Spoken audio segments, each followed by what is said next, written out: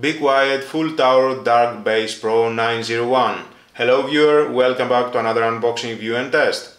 Let's take a look at the control panel and how it works. We have the sync button for the fans and the button for decreasing and increasing the fan speed.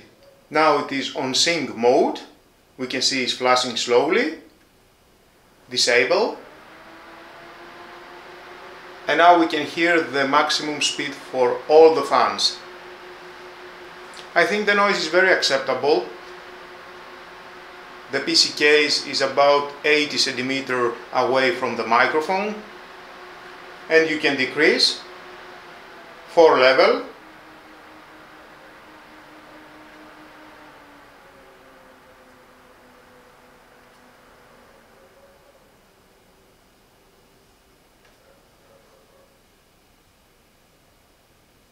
I think you can notice the sound on level 3.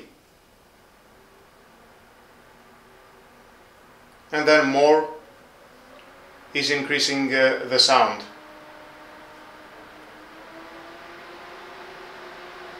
And by pressing the sync button,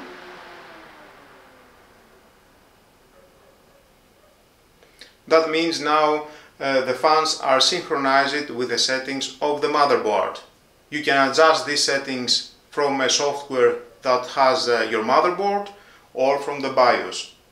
And we have them for the lights. Sync button is flashing slowly, so the LED line at the front and at the side panel is synchronized with the fans. I can disable that, press the sync button, and now we can see you can choose a pattern.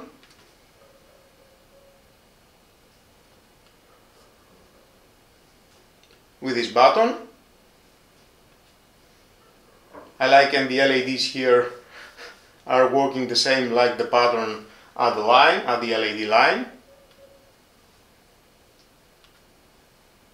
Or you can choose other colors.